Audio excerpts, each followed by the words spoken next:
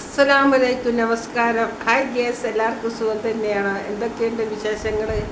പിന്നെ എനിക്ക് പറയാനുള്ളത്, ആരെക്കൊണ്ടും നമ്മൾ കുറ്റം പറയരുത്. കാരണം കുറ്റം, കുറ്റങ്ങളെല്ലാം കാണുന്നവൻ പടച്ചോൻ. ആ പടച്ചോനിക്കേ അതിനുള്ള ശിക്ഷ കൊടുക്കാൻ ഉള്ള അർഹത ഉള്ളൂ. അപ്പം നമ്മൾ പറയാനും പാടില്ല. കാരണം നമ്മളെ പടച്ചോൻ പരീക്ഷിക്കുന്നു. കാരണം നമ്മളൊന്നും അവരെ വീടിനെ പറ്റി ഒന്നും അറിയാൻ പറ്റില്ല. ചിലതൊന്നും അറിയാം. നമ്മൾ കണ്ട മോശത്തിൽ പറയും അവരങ്ങനെ അവരിങ്ങനെ മെറ്റേതാണ്. പക്ഷെ നമ്മളൊന്നും അറിഞ്ഞിട്ടുണ്ടാവില്ല.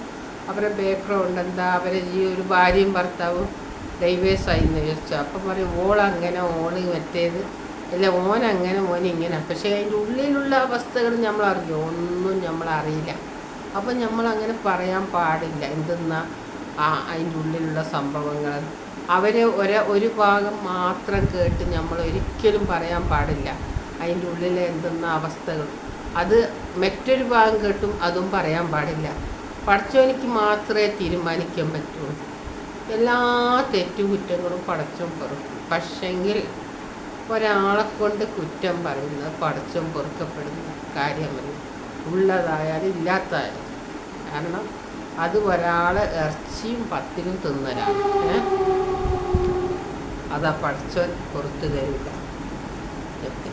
പിന്നെ ഒരാളെ കൊന്നാലും വ്യഭിചരിച്ചാലും ഒരാളെ കൊണ്ട് നമ്മളിങ്ങനെ കുറ്റം പറഞ്ഞാൽ അതൊന്നും അള്ളാഹു പുറത്തു തരുന്നതല്ല. നമ്മളെ മനസ്സാക്ഷിക്ക് തന്നെ ഓലോചിച്ച് നോക്കും. നമ്മളൊരാളെ കൊണ്ട് പറഞ്ഞു അതിങ്ങനെ പറയാൻ പാടില്ല.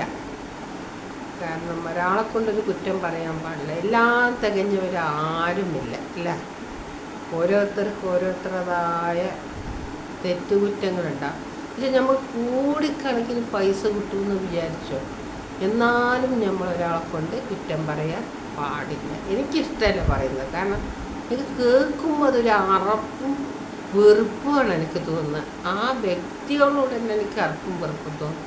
എന്താ ഈ വ്യക്തികളിങ്ങനെ പറയുന്നത്? എല്ലാം അറിഞ്ഞിട്ടും ഇങ്ങനെ പറയുന്നത് എന്താണെന്ന് ഞാൻ വിചാരിക്കും. എനിക്കറിയാം തെറ്റാണ്, ഇങ്ങനെ പറയാൻ പാടില്ല. എന്നിട്ടും ഇങ്ങനെ പറയുന്നത് എന്താണെന്ന് ഞാൻ ഇങ്ങനെ ചിന്തിക്കുന്നു. എനിക്ക് സത്യം വെറുപ്പാണ്, എനിക്കിഷ്ടമല്ല അങ്ങനെ പറയുന്നത്. അതുകൊണ്ട് ഞാൻ ഈ വീഡിയോത്തിൽ ഞാൻ പറയാൻ വന്നത്, എല്ലാവർക്കും പടച്ചോൻ നന്മ ചെയ്യാം. ആമീൻ.